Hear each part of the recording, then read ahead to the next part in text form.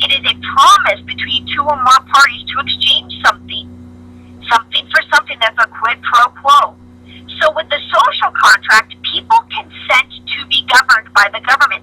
Guys, because you're part of the United States, you are consenting to be ruled by Washington and by the federal government. You are consenting to that. And in turn, the government promises to protect your rights. Your right to life, liberty, and property. Now, whoever somebody already put this in the chat box, that in the United States, Thomas Jefferson actually changed the word property to pursuit of happiness. But it's life, liberty, and property.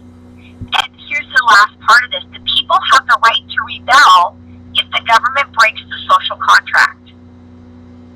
Isn't that awesome? This idea that people have the right to rebel.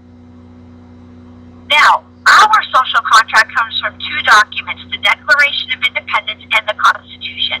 The Declaration of Independence is where the U.S. said, or the colony said, Britain's broken our contract. We're going to go ahead and break away. And then the Constitution set up our new social contract. We've already read parts of the Constitution, and the Declaration of Independence really got its foundation from the social contract theory. Have you guys read these words before? The Declaration of Independence. Who would like to read this for us? Thomas Jefferson. I love these words.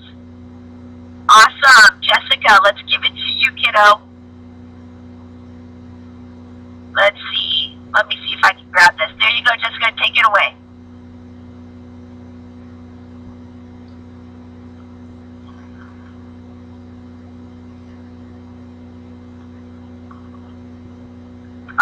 Okay. We hold these truths to be self-evident, that all men are created equal, that they are endowed by the Creator with certain unalienable rights, that among these are life, liberty, and the pursuit of happiness, that to secure these rights, governments are instituted among men, deriving their just powers from the consent of the governed. Awesome. Do you see the link now between the social contract and your declaration?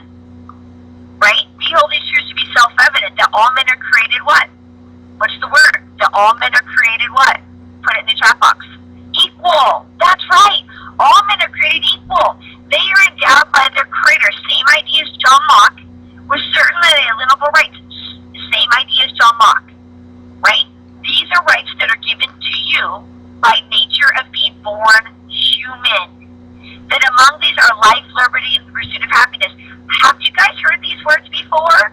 Right? When we're talking about the basic rights of Americans, you have the right to life, you have the right to liberty, and you have the right to the pursuit of happiness. And just like John Locke, Jefferson says, to secure these rights, governments are instituted among men. Guys, we make government, and we give them our consent. That's right. Now you're starting to see the link between social contract, a state, right? The U.S. was created, and now we pull it back to the Enlightenment with our own Declaration of Independence. Okay, our last conversation about text. Who wants to read this one for us? All right, Francis. Let's do it, Francis. Go ahead.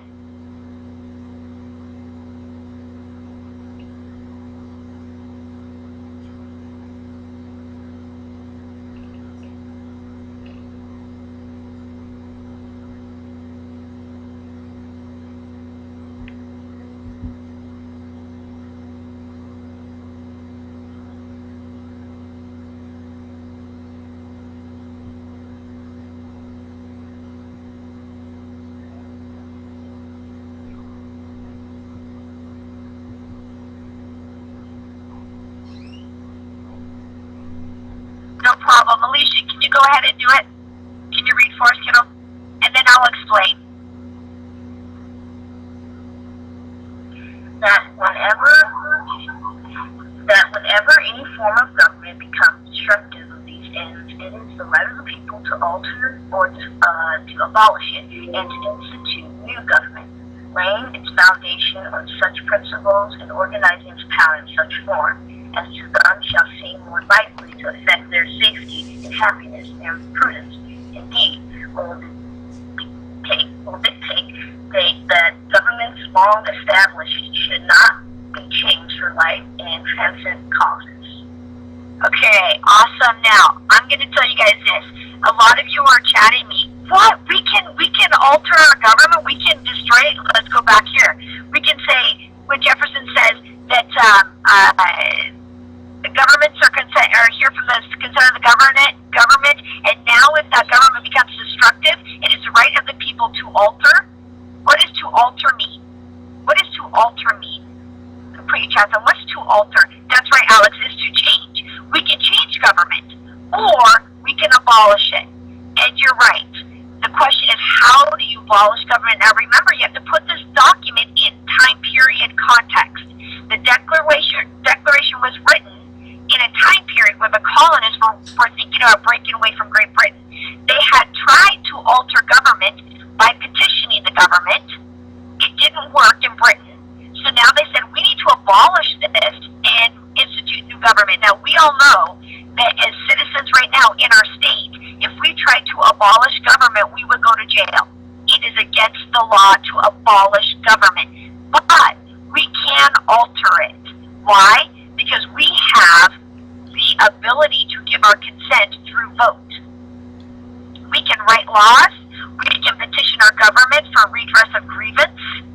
But you cannot abolish government. And you're exactly right, Jericho. I think it was you that asked me that question. So we can abolish government? No, you cannot. Not unless you want to go to jail. And then Jefferson does say that it is prudence. He says prudence will dictate that governments long established should not be changed for light and transient causes. He says, listen, you have to be really thoughtful about that. You can't just change, you can't just destroy a government because you want to. There has to be something stronger. There has to be some really big reasons for this. Now, this is our Declaration. It is not our Constitution. Our Constitution is a whole other conversation. The Constitution is what spells out your rights. Now, remember last week we talked about that the first 10 amendments to the U.S. Constitution are where you get your liberties for citizens. And there's two things I always want you to remember about the Bill of Rights. Number one is that it spells out your personal individual freedoms. And number two is that it also limits what the federal government can do to you. Do you remember last week we read the First Amendment? We read it together and we talked about that there's 5 rights in your First Amendment. Does anybody remember what those 5 rights are? Because if you do, I'd like you to put them in the chat box. What are your rights as stated in the First Amendment? Freedom of speech is correct. The right to bear arms is the Second Amendment. Good guess. Good guess. Christina, that's an awesome guess. But free speech is. Free speech is definitely there. Do you guys remember what else? Freedom of there you go, freedom of religion, freedom of the press, freedom to petition the government for redress of grievances, and the freedom to peacefully assemble. We call these your freedoms of expression. That's exactly right. And we're going to skip this part of it.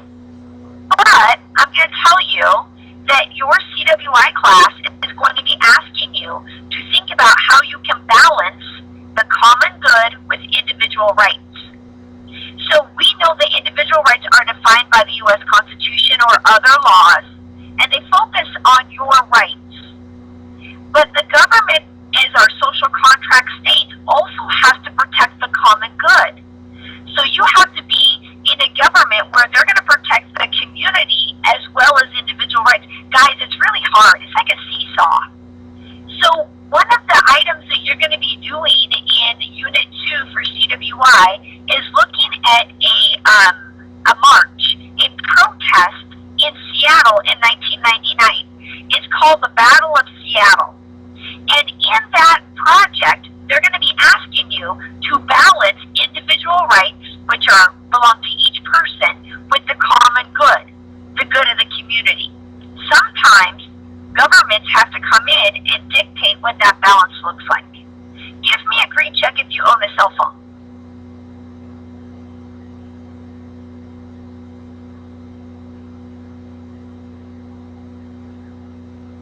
Excellent. So there's 35 of you that own a cell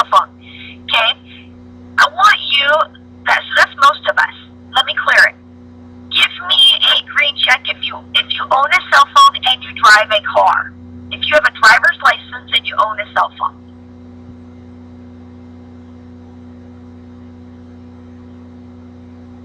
There's 7 of you. Okay, you guys are split. There's only a small number of you that are actually driving.